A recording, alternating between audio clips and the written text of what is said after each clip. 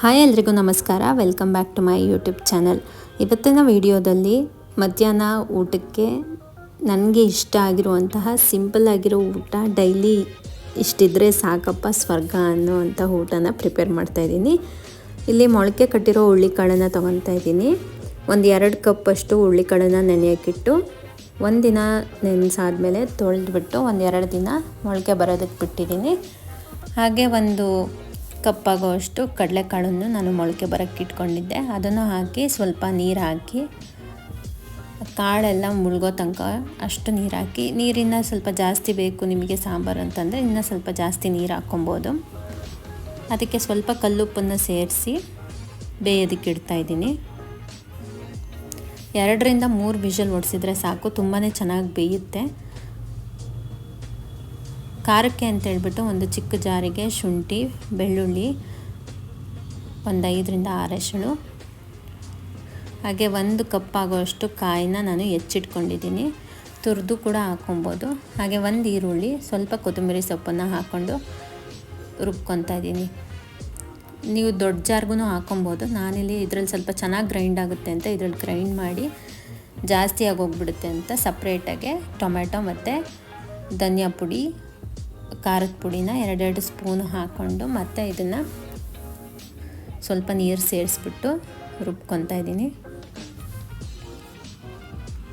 ಒಂದೊಂದು ಸಲ ಒಂದೊಂದು ಥರ ಮಾಡ್ತಾಯಿರ್ತೀವಿ, ಹಾಗಾಗಿ ಖಾರದ್ದೇನೂ ಡಿಫ್ರೆನ್ಸ್ ಇರಲ್ಲ. ಬಟ್ ತರಕಾರಿದು ಸ್ವಲ್ಪ ಕೆಲವರು ಆಲೂಗಡ್ಡೆ ಹಾಕ್ತಾರೆ, ಮುಳ್ಗಾಯಿ ಹಾಕ್ತಾರೆ, ರುಚಿ ತುಂಬಾ ಚೆನ್ನಾಗಿರುತ್ತೆ. ಇನ್ನು ಕೆಲವರು ಚಕ್ಕೆನೂ ಸೇರಿಸ್ತಾರೆ, ಅದು ಕೂಡ ತುಂಬಾ ಚೆನ್ನಾಗಿರುತ್ತೆ ಟೇಸ್ಟು.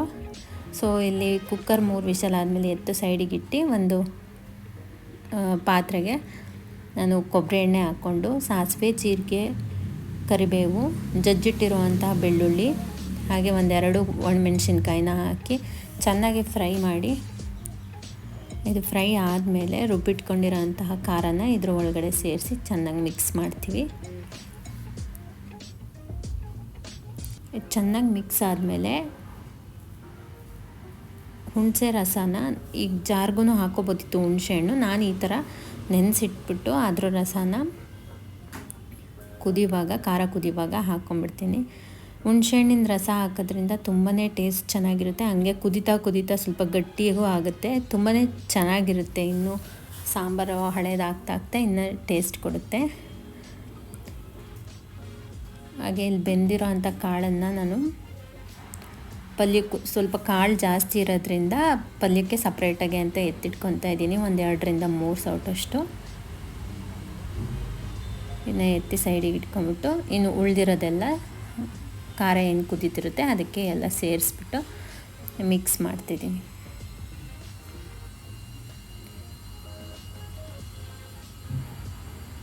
ಬೇಕು ಅಂದರೆ ಇದಕ್ಕೆ ಸ್ವಲ್ಪ ಉಪ್ಪನ್ನು ಸೇರಿಸ್ಕೊಳ್ಳಿ, ಅಥವಾ ಕಲ್ಲುಪ್ಪು ಹಾಕಿರೋದ್ರಿಂದ ಅದೇ ಜಾಸ್ತಿ ಆಗುತ್ತೆ ಅಂದರೆ ಬೇಡ. ನಾನು ಸ್ವಲ್ಪ ಕಡಿಮೆ ಹಾಕಿರೋದ್ರಿಂದ ಟೇಸ್ಟ್ ನೋಡಿ ಉಪ್ಪನ್ನು ಹಾಕ್ಕೊಂಡೆ. ಹಾಗೆ ಈಗ ಪಕ್ಕದಲ್ಲಿ ಒಗ್ಗರಣೆ ಹಾಕ್ತಾಯಿದ್ದೀನಿ ಕಾಳುಗಳಿಗೆ. ಹಾಗೆ ಸ್ವಲ್ಪ ಮೇಲೆ ಕೊತ್ತಂಬರಿ ಸೊಪ್ಪು, ಕಾಯಿ ತುರಿ ಹಾಕಿದರೆ ಸೂಪರಾಗಿರುವಂಥ ಕಾಳು ಪಲ್ಯ ರೆಡಿ ಆಯಿತು.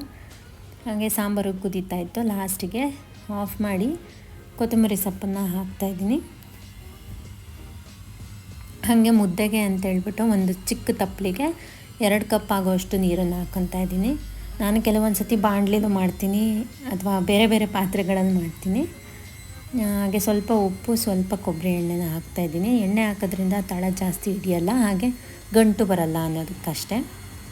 ಹಾಗೆ ಸ್ವಲ್ಪ ಹಿಟ್ಟನ್ನು ಹಾಕಿ ಬೆಚ್ಚಗಿರುವಾಗಲೇ ನೀರು, ಅದನ್ನು ಚೆನ್ನಾಗಿ ಕೈ ಆಡಿಸಿದ್ರೆ ಗಂಟೆಲ್ಲ ಇರಲ್ಲ. ಸ್ವಲ್ಪ ಅಂಬ್ಲಿ ಥರನೂ ಮಾಡ್ಕೊಬೋದು. ಕೆಲವೊಂದು ಸಲ ನಾನು ಅಂಬ್ಲಿನೂ ಮಾಡ್ಕೊತೀನಿ. ಹಾಗಾಗಿ ಅಂಬ್ಲಿನ ಹಿಟ್ಟು ಸ್ವಲ್ಪ ಜಾಸ್ತಿ ಹಾಕಿ ಚೆನ್ನಾಗಿ ಕುದಿಸ್ಬಿಟ್ಟು ಅಂಬ್ಲಿಗೆ ಅಂತೇಳ್ಬಿಟ್ಟು ಸಪ್ರೇಟಾಗಿ ಎತ್ತಿಟ್ಕೊಂಡು, ಉಳಿದಿದ್ದಂತಹ ಏನು ಅಂಬ್ಲಿಗೆ ಹಿಟ್ಟನ್ನ ಹಾಕ್ಕೊಂಡು ಮುದ್ದೆ ಕೂಡಿಸ್ಕೊತೀನಿ. ಇಲ್ಲಿ ನನಗೆ ಅಂಬ್ಲಿ ಬೇಡವಾಗಿರೋದ್ರಿಂದ ಡೈರೆಕ್ಟಾಗಿ ಇದಕ್ಕೇ ಸ್ವಲ್ಪ ಹಿಟ್ಟು ಹಾಕ್ಕೊಂಡು ಕೂಡಿಸ್ಕೊತಾ ಇದ್ದೀನಿ. ಈ 2 ಕಪ್ ನೀರು ಹಾಕಿರೋದ್ರಿಂದ 2 ಕಪ್ ಆಗೋಷ್ಟು ನಾನು ಹಿಟ್ಟನ್ನು ಹಾಕ್ಕೊತಾ ಇದ್ದೀನಿ. ಈ ಥರ ಒಂದು 5 ನಿಮಿಷ ಸಾಕು ಅನಿಸುತ್ತೆ. 5-10 ನಿಮಿಷ ಲೋ ಫ್ಲೇಮಲ್ಲಾದರೆ ಕುದಿಯೋಕ್ಕೆ ಬಿಟ್ಬಿಟ್ಟು ಆಮೇಲೆ ಸ್ಟವ್ ಆಫ್ ಮಾಡಿ ಆದರೂ ಆಯಿತು, ಅಥವಾ ಲೋ ಫ್ಲೇಮಲ್ಲಿ ಇಟ್ಕೊಂಡು ಈ ಥರ ಚೆನ್ನಾಗಿ ಕೂಡಿಸ್ಕೊಬೇಕು. ಸ್ವಲ್ಪ ಫಾಸ್ಟಾಗಿ ನಾವು ನೀರಲ್ಲಿ ಆ ಗಂಟು ಹೊಡ್ಕೊಂಡು ಕೂಡಿಸೋದ್ರಿಂದ ಗಂಟು ಬರಲ್ಲ. ಇದನ್ನು ಚೆನ್ನಾಗಿ ಕೂಡಿಸ್ಕೊಂಡು ಒಂದು 5 ನಿಮಿಷ ಲೋ ಫ್ಲೇಮಲ್ಲಿ ಇಟ್ಬಿಟ್ಟು ತೆಗೆದ್ರೆ ಹಿಟ್ಟು ಬೆಂದಿರುತ್ತೆ. ಕೈಗೆ ಅಂಟಿಲ್ಲ ಅಂತಂದರೆ ಹಿಟ್ಟು ಬೆಂದಿದೆ ಅಂತ.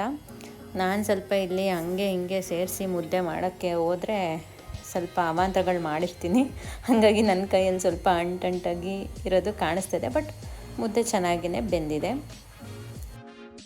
ಪಾತ್ರೆಯಲ್ಲಿ ಕೂಡಿಸ್ಕೊಳಕ್ಕಾಗಲ್ಲ ಅಂತಂದರೆ ಕಲ್ ಮೇಲೆ ಹಾಕ್ಕೊಂಡು ಈ ಥರ ಸ್ವಲ್ಪ ಚೆನ್ನಾಗೆ ಕೂಡಿಸ್ಕೊಂಬಿಟ್ಟು ಆಮೇಲೆ ಕಟ್ತೀನಿ. ತುಂಬಾ ಚೆನ್ನಾಗಿ ಬರುತ್ತೆ. ನಾನು ಮಣೆ ಗಿಣೆ ಆ ಥರದ್ದೇನು ಇಟ್ಕೊಂಡಿಲ್ಲ. ಹಾಗಾಗಿ ಸ್ಲ್ಯಾಬ್ ಮೇಲೆ ಹಾಕ್ಕೊಂಡು ಚೆನ್ನಾಗಿ ಕಟ್ತೀನಿ. ಹಾಗೆ ನಾವು 3 ಜನ ಇರೋದ್ರಿಂದ 3 ಮುದ್ದೆನ ಮಾಡಿಕೊಂಡು ರೆಡಿ ಮಾಡ್ಕೊಂಡ್ವಿ. ಇದು ಮುದ್ದೆ ಮತ್ತು ಈ ಥರ ಸಾಂಬಾರು ಇದ್ದರೆ ಡೈಲಿ ಈ ಥರದ್ದೇ ತಿಂತಾ ಇರ್ಬೋದು. ನನಗಂತೂ ಇದು ಫೇವ್ರೆಟ್ ಫುಡ್ಡು. ಈ ಥರ ಊಟ ಏನಾದರೂ ಒನ್ ಟೈಮ್ ಮಾಡಿದ್ರೆ ಬೆಳಗ್ಗೆನೂ ಬೇಡ ರಾತ್ರಿನೂ ಊಟನೂ ಬೇಡ ಅಂತ ಅನಿಸ್ಬಿಡುತ್ತೆ. ನಾನು ಆಚೆನೂ ಏನೂ ತಿನ್ನೋಕ್ಕೆ ಹೋಗಲ್ಲ. ಸೊ ಊಟ ರೆಡಿ ಆಯಿತು. ನಾನು ಸರ್ವ್ ಮಾಡೋದು ಹಿಂಗೆ, ಆದರೆ ನಾನು ತಿನ್ನೋದು ಬೇರೆ ಥರ. ಈ ಥರದ್ದು ಅಡುಗೆನ ನೀವು ಡೈಲಿ ಮಾಡಿಕೊಂಡು ತಿನ್ನಿ, ಆರೋಗ್ಯವಾಗಿರಿ. ನನಗಂತೂ ಸಖತ್ ಇಷ್ಟ ಆಯಿತು. ಟೇಸ್ಟು ಖಾರವಾಗೂ ಇತ್ತು. ಹಾಗಾಗಿ ಸೂಪರಾಗಿತ್ತು ಅಂತಲೇ ಹೇಳ್ಬೋದು. ತುಪ್ಪನ ಹಾಕೊಂಡ್ಮೇಲೆ ಇನ್ನೂ ಸಖತ್ತಾಗಿರುತ್ತೆ. ಸ್ವಲ್ಪ ಕರೆದಿರೋ ಹಪ್ಳನೂ ಸೇರಿಸ್ಕೊಂಡ್ಬಿಟ್ಟಿದ್ದೀನಿ. ಹಪ್ಳ ಇಲ್ಲದೆ ಅನ್ನ ಸಾಂಬಾರು ತಿನ್ನೋಕ್ಕಾಗಲ್ಲ ಅಂತೇಳ್ಬಿಟ್ಟು. ಅಮೃತ ಅಂತ ಅಂದರೆ ತಪ್ಪೇ ಆಗಲ್ಲ. ಸೊ ಈ ವಿಡಿಯೋ ನಿಮಗೂ ಇಷ್ಟ ಆಯಿತು ಅಂತ ಅಂದ್ಕೊತೀನಿ. ಇಷ್ಟ ಆಗಿದ್ದರೆ ಲೈಕ್ ಮಾಡಿ, ಶೇರ್ ಮಾಡಿ, ಹಾಗೆ ಸಬ್ಸ್ಕ್ರೈಬ್ ಮಾಡ್ಕೊಳ್ಳೋದನ್ನ ಮರಿಬೇಡಿ. ಹಾಗೆ ಮುಂದಿನ ವಿಡಿಯೋದಲ್ಲಿ ಸಿಗೋಣ. Until then take care.